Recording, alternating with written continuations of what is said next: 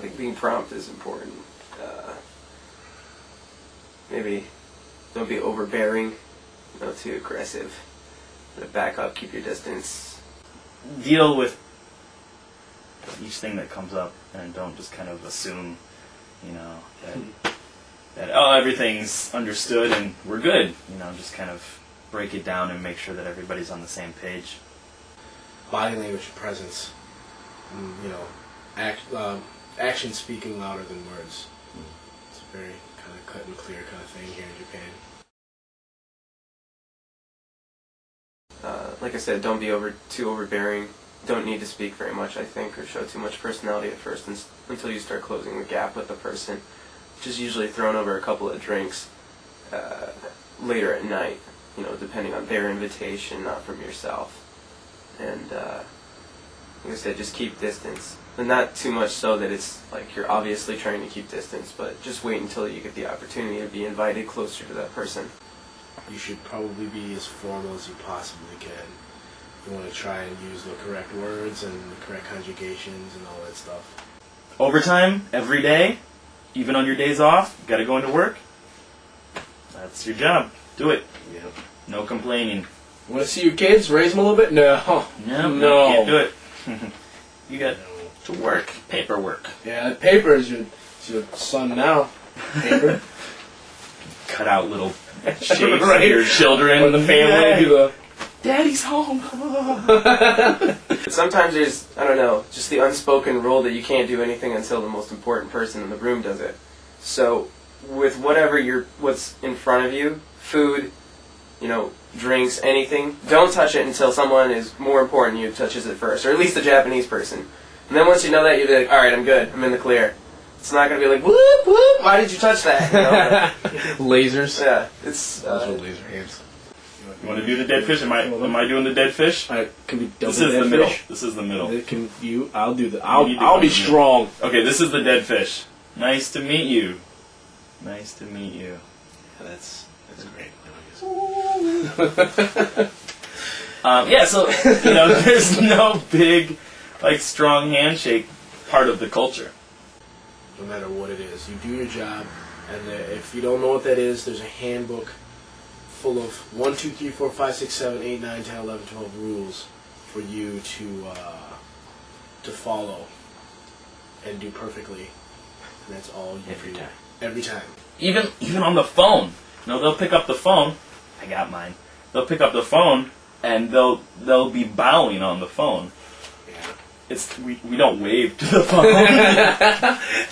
Oh, hey! Hey, how you doing? Feels good. It's nice. It's nice.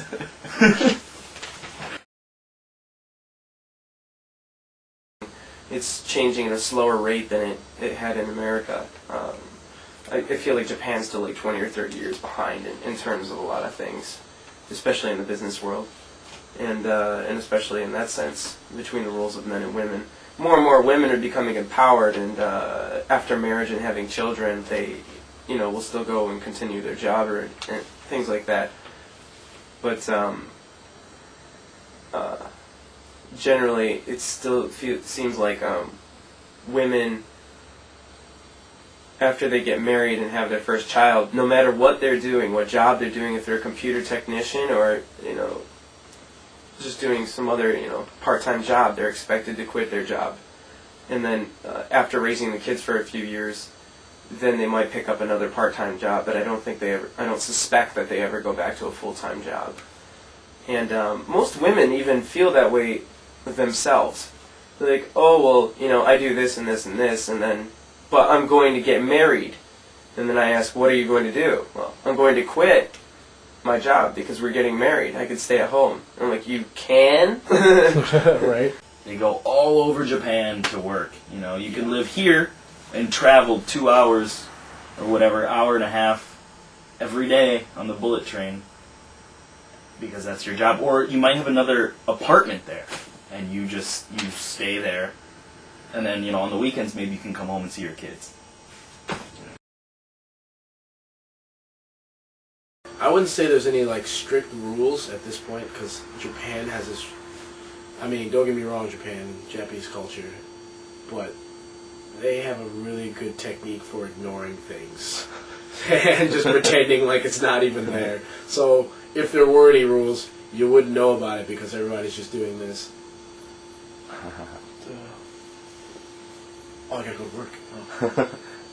Shotgun marriage. A lot of my friends or people around me, they would be in a relationship with a woman, and sometimes not even in a relationship with someone, and they themselves would get pregnant, or they impregnate someone else, and then since they're having a baby, it's like, wow, let's have a marriage, and you're like, what? A lot of people, even now, kind of want to date a foreigner just to have the experience. But it's not really to amount to anything. It's just for the experience. Oh, I want to date a foreigner. Right. And then I want to get married to a Japanese person. Doesn't and last very long. raise kids. Right. So the experience with foreigners doesn't last very long. No. It's kind of like that nasty Fruit Stripes gum. With the zebra on it? Yeah, dude. You eat that? Ah. You're like, oh, it's so good. Why did I even do this? Or you put like 8 pieces in. Yeah. You're like, maybe this next one will make it better. Come on, Lime. I'm counting on Hit you. myself in the chin. And then you spit it up and you want to get married. That's usually what happens. Yeah, you go back to Dentine.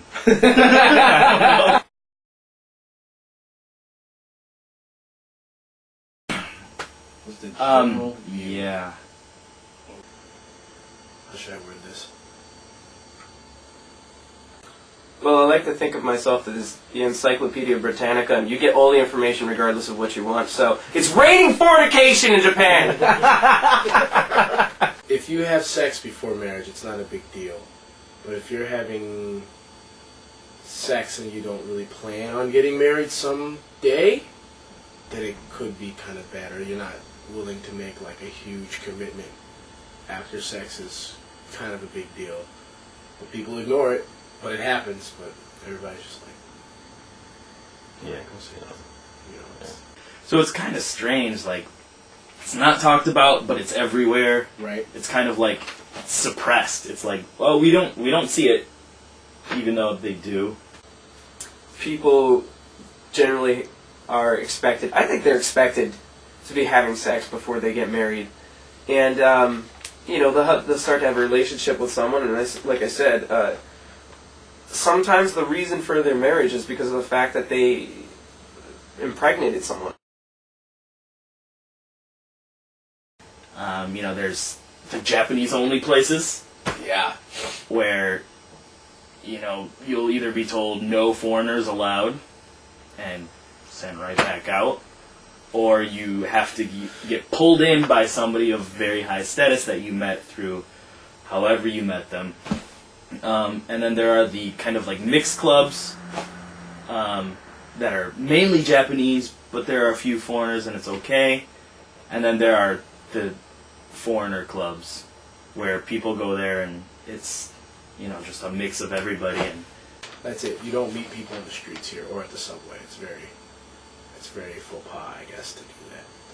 So in the States, you can walk up to a group of people and have a good conversation. If you're not giving off the weird vibe, you know, you could walk up to a group of people and start talking to them about life and having a good time.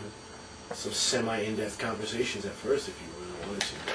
Not in Japan. You don't talk about serious stuff in Japan, really, unless you're really, really, really close with that person. Yeah. But that's how they differ. The society is a bit more closed off at first, a lot more shy, I guess you could say.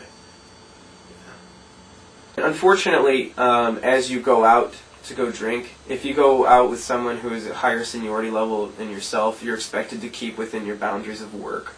So it's like you're taking work with you to go drink. You can kind of throw that stuff out the window if your manager asks you to go out for a drink. In America, well, you don't start dropping the F-bomb and that sort of thing, but, you know, you at least get to kind of drop some of the pretenses of work.